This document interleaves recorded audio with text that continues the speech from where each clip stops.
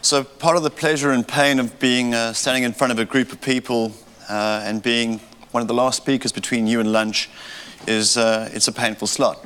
The good news is that I get to borrow from my previous speakers and get to shamelessly steal little bits and pieces from their speeches to make it relevant to you. So the first one, John from Savas, thank you very much. You've already segmented the audience for me. So I know that although there are some customers and some prospective customers in the audience, predominantly, as he defines you, you're industry types. And as an industry, we're all looking for ways to accelerate our path to market, accelerate sales, and turn this into an industry and really take Cordis and the big bets that we placed on Cordis to the next level. So the theme of what we're speaking about today is really improved time to value. And I know that certainly Art will be looking for massive and explosive growth out there in the industry. And we know that Cordis has had a tremendous amount of success in coming to market through proofs of concept. So out the box, quick proof of concept, get faith in the customer base, we can do this really, really quickly. What we've at Argility have tried to do is to take that to another level. And I'll be talking through that consistently over the next 25, 28 minutes of how we've built out on top of Cordis things that we believe will accelerate the time to value. And as an ecosystem, as a bunch of partners and industry people, how we can leverage this together with the great platform that Cordis had built to be able to extract that value and deliver it to clients. And I know that many of you are out there, platform as a service players, infrastructure players, people looking to take the platform forward. And we're hoping that this will be some of that secret sauce that will help you be more successful out there and in turn allow us to be more successful in our partnership with Cordis. So before I get to about Argility, again, a shameless theft. Going back to our colleague earlier from CSC, who mentioned the great Dutch initiatives around trade, and he mentioned the coffee business out of Mocha, and then heading off to Java and taking some beans out there and getting a great coffee plantation working.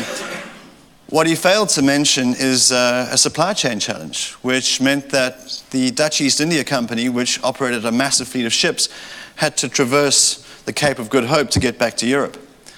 And that was before the Suez Canal was built, and these ships needed to be able to bring their cargoes back to Europe in order to bring their wares and profit out of their innovation.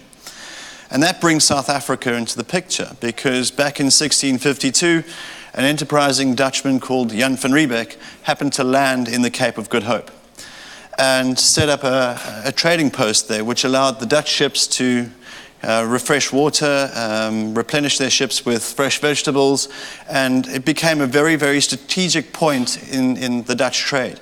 And so we like to think that as Argility, being a South African company and being in the same time zone, although 9,000 kilometers away, that we remain strategic to Holland. And that we will always help and improve the supply chain and bringing value to your innovation. So I'd like to link the South African link back to this, and shamelessly plug South Africa. Right, so a little bit about Argility. Argility is part of a group called Capital I Investments. We are one of the largest software developers in Southern Africa. And although we have footprint elsewhere, we have a footprint in the UK and an office in the States, we're predominantly a South African company. South Africa is a country that has tremendous innovation going on, great standards of education, and we have some cost benefits being an emerging market. So for us to develop there, we're developing in South African rands, not in euros, not in dollars, not in Australian dollars. So we're able to offer a tremendous amount of economic efficiency in our development. We have a long, proud history. The organization today, named Argility, is relatively new as a brand, but we come out of a proud history of nearly 28 years as a software development house. We began our journey in retail. We are specifically strong and domain experts in retail, But I'll weave this together for you as we go along and explain how retail is a really, really tough and complex market. And if you can make it in retail, other industries are fairly simple. And I don't want to do any injustice to any other industry out there, but retail is incredibly complex. We also work in healthcare, telecommunications, banking, insurance, mobile payment. We power more than 6,000 operations in retail, and we employ over 400 development-focused people in our organization. So that's a little bit about Argility. Our journey with Cordis is an interesting one. We embarked on this partnership with them officially around late 2009, 2010. Coming to market with our first sales of the Cordis platform, and then getting into our first implementation projects. We're really just building processes on Cordis. And then we built something called, and I'll talk to this a little later, called the Retail Solutions Framework, which is a framework that sits on top of BOP. And we're now at the point where we're launching our first applications, and the first one there is Central Customer. We have customers in this space. One of them is a multinational furniture retailer. Another is a multinational apparel, jewelry, and lifestyle retailer. And another one is a European menswear retailer. These are our three lighthouse and customers in this space. So why did we choose Cordis? We can stick to the purely technical reasons. We embarked as an organization. We've come a long way from legacy software. We got into Java, we got into .NET, and we realized that the industry was going through a fundamental shift, and we needed to refresh our technology base. And we went about looking as an organization to see what would the ideal architecture be for us to use. And we went through an extensive process of evaluating and churning through the ideas and concepts that we would be looking for in an ideal architecture that would last us the next decade if possible and beyond. That produced for us an ideal, a golden reference architecture for us to start to build our next generation of solutions upon. And key to us was the ability to abstract the business logic from the technology. It was an absolute key thing for us. And we looked around, we looked at all of Cordis's competitors, almost did a deal with one of them. But we finally looked at Cordis, and being a cloud-ready platform and meeting all of our requirements, we made the decision to go with Cordis. But again, it's beyond simply just the technological thing. It's the fact that Cordis is such an accessible company for us. We matter. I can have breakfast with Art, and we can talk openly about what we need to achieve. The partnership is thick, and again, to shamelessly steal from John, we're all in. We've bet the farm on this. All our future application development is being built on Cordis.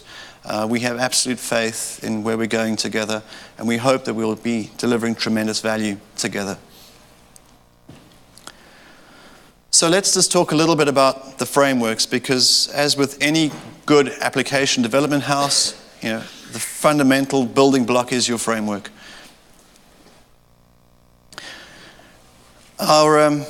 And we've gone with a verticalization around our framework approach and our applications, all of them centered around the Cordis Business Operations platform. That's where we begin. It offers us so much advantage in terms of the power of Cordis. It allows me to focus on the framework. It allows me to focus on the application. I don't need to worry about the business process management. I don't need to worry about integration. I don't need to worry about all the things that Cordis is superb at. This is my great platform and allows me to then excel at what I do through domain expertise. Built on top of that, beginning where our roots lie, we focused on retail. And we've built a solutions framework for retail as our basis. As we move through, the group also has presence in the financial services, insurance, banking, healthcare, and into telco. These are the next frameworks that we're working on. But retail being incredibly complex, retail has to consider supply chain, it has to consider customers, it has to consider merchandising, it has to consider transacting, there's stored value in loyalty systems. Retail is an incredibly complex industry. And if you can crack retail and provide solutions and frameworks that can solve the challenges of a retail environment, these things transfer very, very easily into adjacent verticals, such as finance, healthcare, and telcos. And then building on top of the solutions frameworks, we've now started to build out applications, and we think that these applications are what will improve time to value for the Quartus platform. Our very first one is one we called Central Customer, and we've launched. It's in UAT now, and it goes live in the next couple of weeks into a very, very large retailer. And we're very, very proud of what we've done in that space. And I'll go into that a little more detail shortly to show you just how much depth and breadth there is in these applications and this framework. Along the roadmap that we're busy with, we've also got central product, a single view of a client, of a customer, and then omni-channel commerce. And these are all key components and applications that drive retail. However, customers are key to any vertical. And what we built in retail translates very, very nicely into these adjacent markets. So the concept of a central customer is as applicable to a retailer as it is to an insurer or a bank or a telco or even a healthcare provider. So the expertise, the applications that we built have fantastic translation across these verticals. Equally, central product plays across these verticals. It will feature in retail, into healthcare and into telcos. A healthcare provider needs to administer drugs, manage these processes, understand how they fit in, where the SKU is, where the digital image is maintained, what the pricing engines are. These things translate very, very nicely into adjacent markets. This is a shamelessly stolen Quartus slide. And we just wanted to show here, these are the traditional verticals that Quartus has been playing in, and we've managed to slot retail in there and show how we are building out these multi-channel retail processes with an incredibly robust and transactional platform. Jan was mentioning just now the number of transactions per second. Retail hammers Quartus. I mean, we put through millions of transactions in a day from a retailer. And the robust transacting platform is a key component to us. And of course, the fact that we have Argility has acquired a business very, very strong in financial services. Right up there is banking and financial services with the same play, the omni-channel customer centricity and enhancing the customer experience in that vertical. So just to quickly start to unpack, and it's an incredibly complex framework, but to just start to unpack the retail solutions framework, and again, a shameless theft from Quartus, we speak to the key areas of Quartus' strength. So integration, business process management, and composite application development. If we look at the composite application development, there we would need to be able to reference external things such as promotion engines, pricing engines, tax engines, and we can do mashups and quickly expose those and use them into our solutions. If we talk to integration, there we've developed something that we are calling the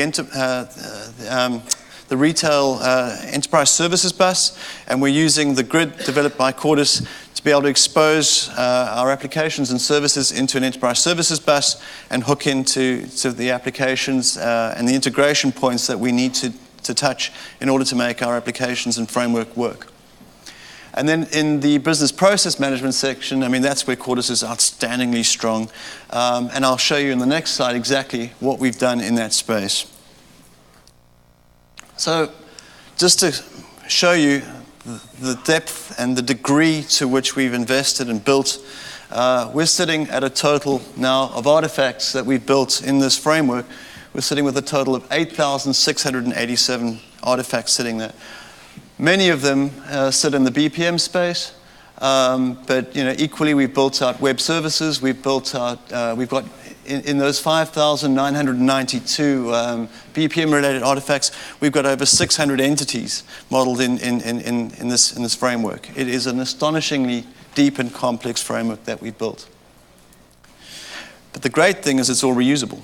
And for any application developer, reusability is key. So for us to be able to harvest all of these these artifacts and keep them in a framework, we can reuse them all over the show.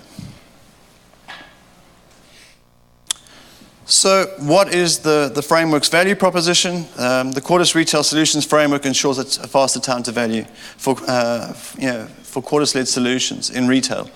It allows a systems integrator, an internal IT shop for a retailer to take this framework and rapidly use all the artifacts that we've created and develop their own applications. So it's about time to value and leveraging an exceptionally well-designed and architected framework to deliver that time to value. Sorry, this slide is corrupted slightly, but just again, a shameless theft. The Cordis world of today, a customer would buy the Cordis platform. They would have to develop their own retail specialized artifacts. They'd have to compose the solutions, provision it, and then, of course, derive value. And using the framework, the Retail Solutions Framework, we take out a substantial step there. We're able to allow them to buy the platform, compose their own solutions using our reusable artifacts, provision the retail solution, and derive value. So that's what the Retail Solutions Framework value proposition is. Now, moving forward, looking at the applications, and this is where we see our key success going forward. The fact that they are ready to run applications deployable immediately onto the Cordis platform, we think that that's going to be a tremendous driver of business for us. And we also see that this will accelerate the sales process for anyone in the Cordis family, because now you have a platform and there are applications that you can deploy immediately, and the client can look at this and make a much quicker buying decision because that application has value. So a quick look at the first one that we have up and running and going live into our first big retailer, and that's what we've called Central Customer. And I just wanted to position quickly, what it is and then what it does. So it's a single central source of customer information. Now, in retail, before loyalty systems and these things came in, you were pretty much an anonymous shopper. You would walk into a store, you would go and fill up your shopping cart, check out and go, and the retailer really didn't have much of a relationship with the client. They didn't have much data about them, fairly anonymous. But as the world's changed, and as we've brought in loyalty systems, the Tesco card in the UK, as retailers have started to have online presence, they now are able to capture more and more data about who their customers are. They're wanting to start to have a relationship with that customer. And this is not just a problem for retailers. I think it's a problem for many industries, but in particular in retail. But then understanding how to get that central customer view is exceptionally difficult, because you've got multiple systems that keep little pieces of this data. There's nothing that sort of rises above that and abstracts it into a central repository. There's little bits of data that are collected at the point of sale. You swipe your credit card or you swipe your loyalty card, they know who you are. But equally, a customer could be engaging through a call center, they could be coming in via social media, via Facebook, via a web page, or they could be using a mobile device. Now, another huge problem for retailers is often the client coming into a store knows more about the product than the person on the shop floor trying to assist them.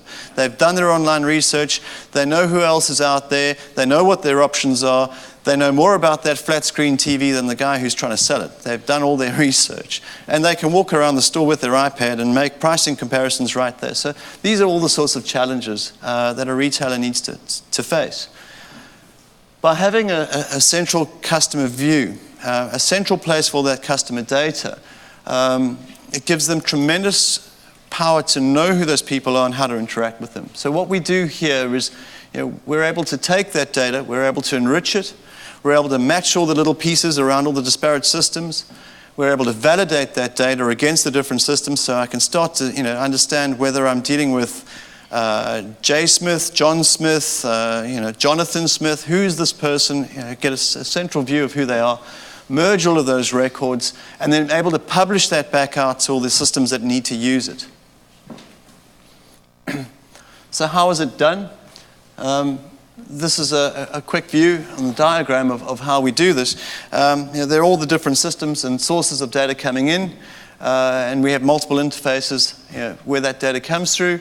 We're able to then enrich, match, validate, merge, publish through a landing staging areas, put that into a master data management format, and then push that and publish that out via multiple interfaces back out into data marts, data warehouses, into CRM systems. So that's what it can do. And this solves a universal problem. And we believe that this will translate exceptionally well into adjacent markets. A problem statement coming out of retail, not having a single view of customers across all channels has risen as the top inhibitor for 55% of retailers, and that number is only skyrocketing. That's a very recent stat came out in 2012. And so it makes the addressable market for us phenomenal in retail to solve this particular problem. But I don't believe that this problem is specific to retail. I think most people, whether it be banks or insurers, I know that I have a mortgage, car finance, a credit card, a savings account, a checking account. I get a ton of information from my bank, and they seem to think I'm 5 different people. Even a bank hasn't solved this problem.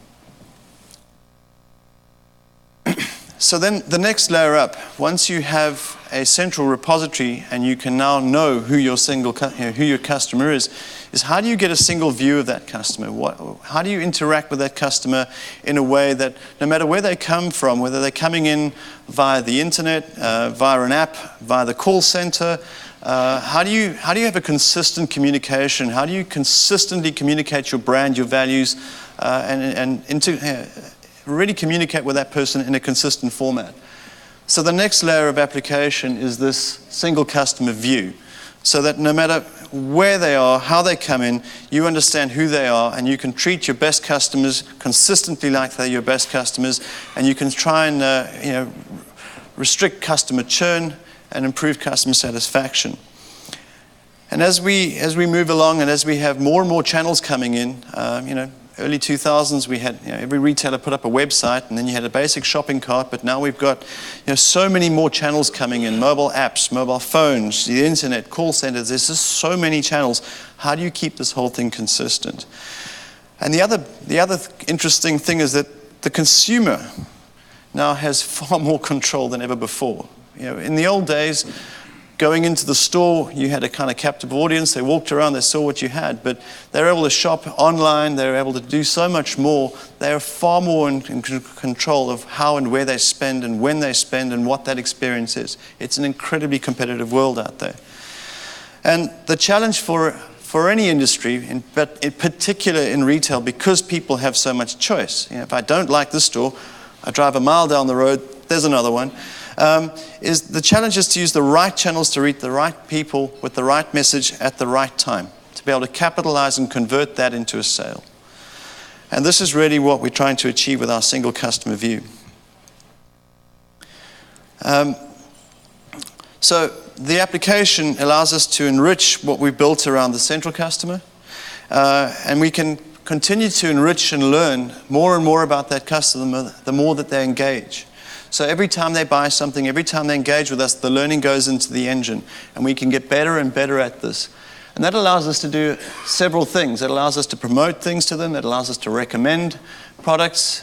We can offer them rewards. We can offer them better ways to communicate. We can offer them the ability to opt in, opt out, and these are legal requirements. So it allows us to improve our conversation as a retailer, or as any industry really, with our customers.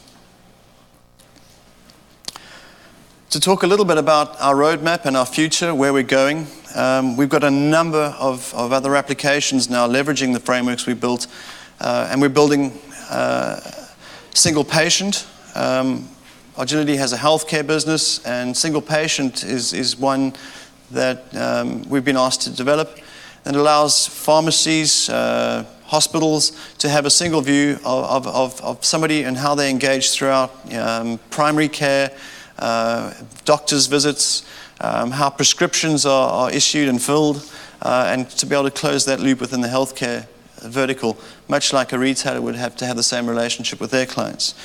But equally, single patient, single customer, single client in banking, financial services, and then in public sector, single citizen, a single view of the citizen and how they fit in would also be, things that this particular application could solve. Central product in retail, very, very important to be able to have a single view of a product, what it is, where it comes from, how long it takes to source, what it costs, what the digital images are around that. So when I put a catalog up or I have a website, the same image is used, consistency around pricing. You don't want to find that you go on the web and the thing's €1 cheaper than it was in the store. These sorts of things. Central product is a key application for retail. But equally, we think it would have legs in telco and in healthcare, etc. And then the final one, which is really the top of the stack, is the ability to deliver omni-channel commerce. That's the ability, you may have heard of the concept of multi-channel commerce. That's the ability to use multiple channels to interact with a supplier. Omni implies that you can use them simultaneously. So I can begin a transaction online, fulfill the transaction in a store, or go into a store, look at something, reserve it, and then go home, think about it some more, and pay for it online and have it delivered. The ability to transact seamlessly across multiple channels. And we'll be providing ready-to-run applications in that space. So working with Argility. How do you engage with us? Well, we've already begun that process here in the Northern Hemisphere. Although we have our own office in the UK, we've got a new partnership working. And we have a partner called Retail Adapt, based here in Holland and in the UK. And they've really focused on the retail vertical. So if you have any opportunities in that space, they're absolute experts. Very much focused on the customer journey. And leveraging what we've built in the Retail Solutions Framework, they have competency in business analysis, deployment services, development services, consultancy, and are clearly involved with our applications and understand how they work and how they go to market and how they're to be implemented. Importantly with this strategy, however, is that we can happily coexist with legacy systems. Go and convince a retailer to rip out his entire IT investment. They don't spend money. They're very happy to take yours. They don't like to part with theirs.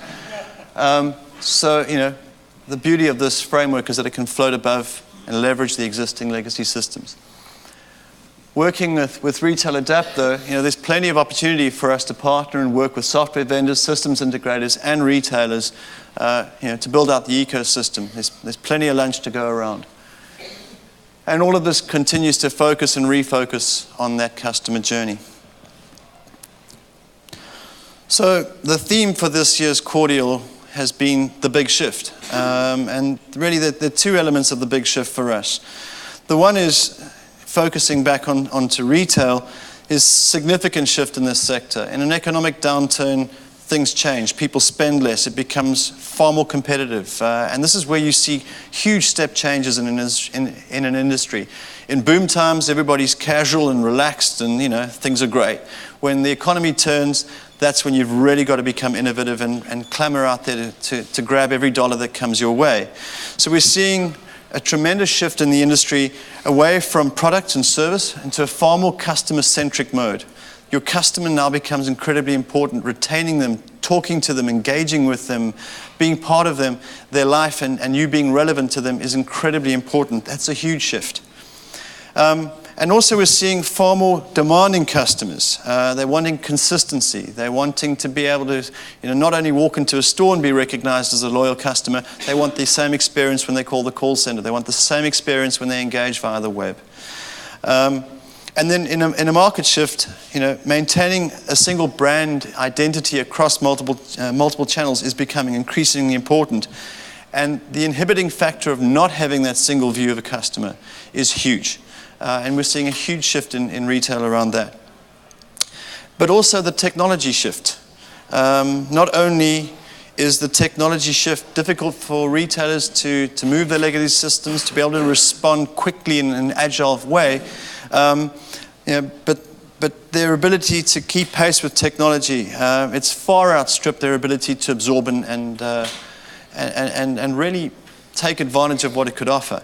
And this is, again, the beauty of Cordis, and it being able to synchronize the changes required in business and the changes in technology, and being that layer in between, and allowing us to be far more flexible and agile in that space. And then finally, in the market space, this whole concept of bringing your own device, it's had a big impact on retail. You may see in certain stores, the Apple Store is a great example, although you can't really bring your own device in an Apple Store, it's got to be an iPhone. But the ability for a sales assistant to be able to walk around the store with a phone, issue you with an electronic receipt, take your payment right there without you having to go and stand in a queue. You're starting to see these things happening, and more retailers are looking at the Apple model going, wow, I've got to do this, queue busting, bringing in things. But equally, the customer is. The customer's bringing in their iPad, bringing in their smartphone, being able to have a look at a product in store and quickly go price check. Oh, hang on, this thing's $50 cheaper down the road. It's worth a couple of dollars in gas to go there and go and collect it elsewhere. So these are having huge impacts. So the ability to be able to interact with that and deal with that is a massive change and step change for a retailer. The big shift for Argility. And it has been a big shift. I mean, we come out of a history of being a bespoke custom development house in our roots, developing custom solutions, to really wanting to be a player able to extend ourselves and address global markets. And Cordis, we believe, is going to be a key component for that. So it's allowing us, as a South African-based business, it allows us to compete successfully with many of the best-of-breed players, because Cordis takes care of so many of the things that I require to tick the boxes when I answer an RFI or an RFP. Do you have master data management? Yeah, I do now. I have great master data management. Do you have an enterprise services bus? Yes, I do. Can you handle business process management? Yes, we can. Can you integrate? Yes, of course we can. We're using Cordis. So it allows me to focus and leverage my domain expertise, where Cordis takes care of the rest for me. It allows me to offer a next generation technology out to my customers without having to dug as deep into my pockets as Mr. Barn has, in terms of R&D expenditure. I can leverage what Cordis have done, and I can focus then on the value that I provide. And I can deliver far richer applications far quicker. And as a development house, as a software manufacturer, time to market, the ability to deliver quickly is imperative for me. In terms of a shift of market for us, by leveraging Cordis, it's allowed us to package our IP in a way that, leveraging Cordis and the footprint that Cordis has, we can address a far broader market. If you've got the Cordis skills, you can work with what we do, rather than you'd have to understand our proprietary languages or our Java frameworks. If you understand Cordis, you can work with us. And it's allowed us to expand and reuse our technology across multiple domains. So what we built in retail is very easily extendable out to healthcare, financial services, even into utilities. And in terms of a technology shift, technology is core to an enterprise's ability to compete. But the change of pace has far outstripped our ability to absorb and master it. Again, Cordis has helped us through that shift. So, thank you very much.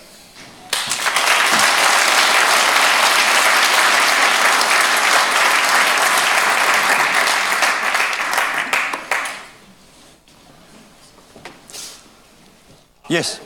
Yes. Sorry, Derek.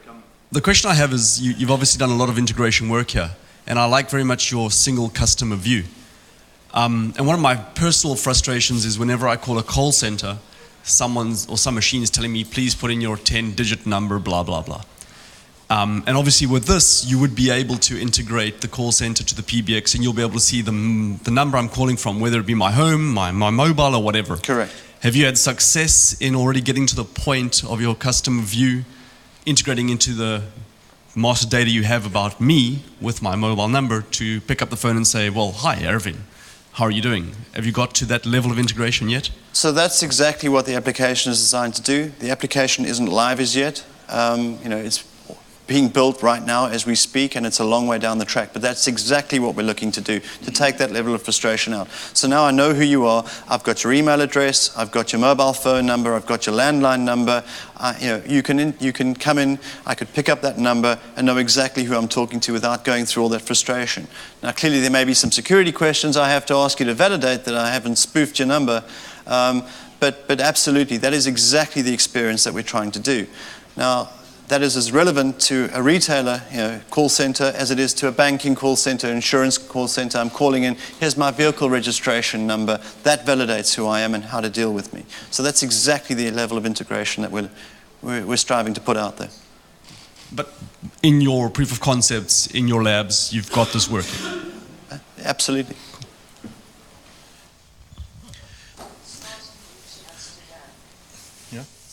Okay, sorry, there was a message. I have a rather rude question, maybe, but it's rather... I might give a rude answer. Yeah, sure. Yeah, I'm blunt. The customer view, the single view... Yes.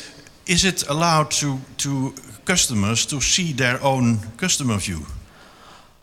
So if I understand your question... I'm not a dreamer about privacy. I know it's already long gone, but maybe I could correct some errors in my single view. Yeah? Sure. So that really depends on how each enterprise wants to deploy that. I mean, if they want to give you the opportunity to go in there and look at what the information is and correct it yourself, I mean, that really comes down to each individual enterprise. Everybody benefits. Absolutely. Well, that's if you're going to be trustworthy about it. I mean, in a position where credit information is required, I wouldn't want you to go in there and change your own credit information. Actually, I'm sorry, I have one question as well. So you mentioned that you have thousands of artifacts. Yes. And are you going to extend the ability to other partners or your own customers to be able to build their own artifacts? Will you to supply a SDK or something? So we have the ability to do that. We also have what we've put down as an advisory board within Argility, so that we would look at artifacts being developed by third parties. We would evaluate whether they would be applicable, reusable, and meet the standard required to go into our framework. If that were the case, we would, with permission, harvest those artifacts and build out the framework. So yes, I mean, the ecosystem could certainly contribute through, but we have very, very strict standards around what goes into being an artifact and how it gets into that repository. Right, but I think that would be very attractive for you to drive a partner ecosystem around the platform, around the application. Very much so, Art. That would be the intention. Right. Well, thank you. Thank you, Hans.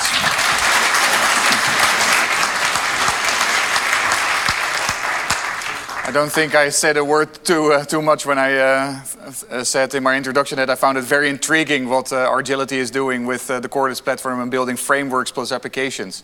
Actually, personally, it's a dream coming true that we are building this ecosystem with us as the platform provider and partners of ours who are building deep domain expertise and are basically sharing that across the community so that we can leverage the spread of the platform as well as the applications across the globe. So Derek, I would like to thank you and also give you this book on Dutch art. Thank you so much for your contribution.